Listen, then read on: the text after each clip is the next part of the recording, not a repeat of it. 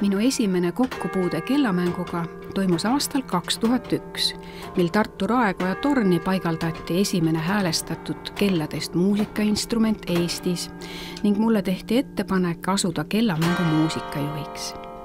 Kelladele muusika seadmine oli mulle kui organisti haridusega muusikule igati avastamisrohke ja põnev. Aga oskuste kasvades kasvas ka soov kellamängu laiendada ning see teostus aastal 2016.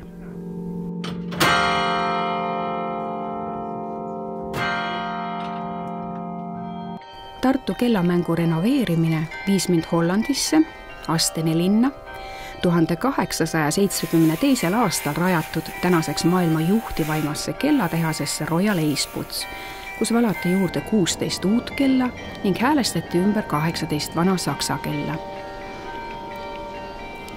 Ligi aasta kestnud mahuka töö käigus sain tehase müügijuhilt Henk van Bloisilt palju väärtuslikke teadmisi kellade valamisest, häälestamisest ja Carillonist kui maailma suurimast löökpillist.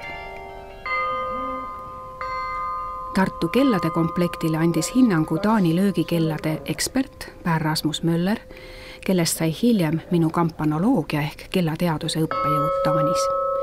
Ta oli tehase tööga ülimalt rahul, öeldes, see on parim, mida kaasaegne kellavalu suudab luua ning et saksa ja hollandi kellade kõla on ühtlustatud imetlusväärse täpsusega.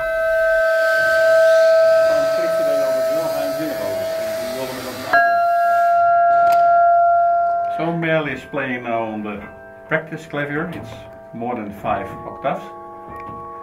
And it's an electronic clavier. So you need to have a personal computer to create the sound. And it's great to see somebody playing who just started a few months ago. 2 weeks ago. 2 weeks ago. So everybody would think it's easy, but it's not. It's not easy. No. Me oleme siis Astenis kirikus ja kellatornis ja siin on siis mehaaniliselt mängitav kariljon. See tähendab seda, et seda mängib inimene, mitte masin.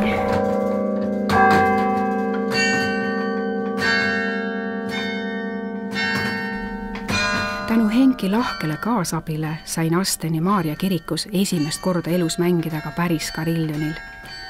Soov kellade põnevast maailmast rohkem teada saada viis mind Lõuna-Taanis paiknevasse väikelinna Lögumkloster. Linna olulisteks sümboliteks on kuningas Frederik IX nimeline kariljon, mis oma 49 kellaga on Taani suurim ning tsistertsia munkade poolt aastal 1173 rajatud klooster ning imposantne kirik 13. sajandist, mida peetakse üheks kaunimaks kirikuehitiseks Taanis. Minu mõneminutiline maaliline koolitee kiriku ja kloostrikompleksiga ühendatud refugiumist kulgeb põlispuude alleelt 18. sajandi hõngusega Kloostri tänavale ja sealt edasi südalinna Lääne tänavale, kus asub ka Skandinaavia karillonistide kool, üks vähestest karilloni õppeasutustest Euroopas. Mul on au õppida rahvusvaheliselt hinnatud muusiku ja pedagoogi professor Peter Langbergi juhendamisel, kes on muu hulgas olnud maailma Carilloni föderatsiooni president ja karillonistide kooli rajaja. Koostöö temaga on olnud väga inspireeriv. Harjutan koolile kuuluval karillonil, mille suur eelis tornis paiknevate instrumentide ees on see, et pilli saab transportida osadena, mis võimaldab anda kontserte mis tahes maailma paigas. Õppetöö Taanis on intensiivne. Minu harjutuspäevad on ligi 10 tundi pikad. Kaalundborgi kirikus toimunud karilloni mängu eksamil olin ainus üliõpilane, kellel puudus võimalus kodumaal harjutada, sest Eestis pole ühtegi mehaanilist kellamängu. Edukalt sooritatud eksamid annavad tunnistust meie heast koostööst professor Langbergiga. Tänaseks on mul olemas klaviatuuri ja pedaaliga karilloni harjutuspult, mille soetamist toetas lahkelt ehitusärimees Raivo Rand. Olen talle selle eest ülimalt tänulik, sest see pill võimaldab lisaks harjutamisele anda ka kontserte ning tutvustada 500-aastase ajalooga arhailist instrumente nüüd ka Eestis.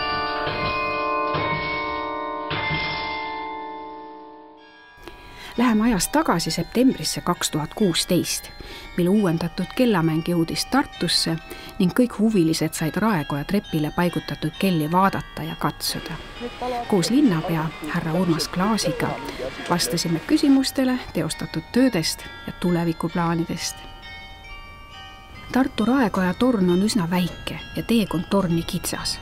Seega minu nii-öelda kellamehe amet eeldab aeg-ajalt osavat ronimist ja ka katuseluugist läbi pugemist.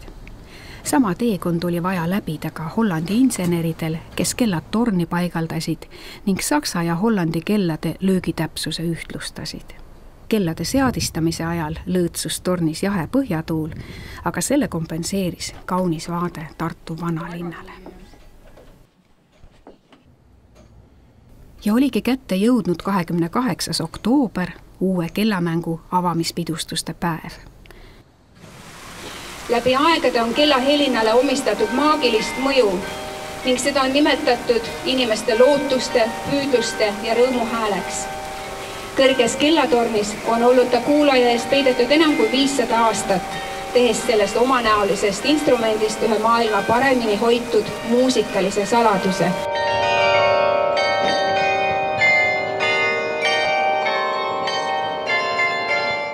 Hoolimata külmast ilmast ja lakkamatust vihmasajust oli vaatemängu kogunenud uudistama mitu tuhat inimest, kes lisaks Tšaikovski, Elleri ja Ehala loomingule said nautida Hendelit tulevärgi muusikat. Tartu Raekoja kellamäng on kujunenud linna üheks oluliseks sümboliks. Selle helide saatel tähistatakse nii leina kui rõõmupäevi, rahvusvahelisi, riiklikke ja ülelinnalisi sündmuseid. Meie kellamängul kõlavad keerulisema helikeelega kontsertpalad ja rahvaviiside seaded on leidnud tunnustust nii kodu- kui välismaalaste seas. Minu unistuseks on, et Eestis saaks olema ka päris kellamänge, mehaaniliselt mängitavaid. Miski pole võimatu. Elame näeme.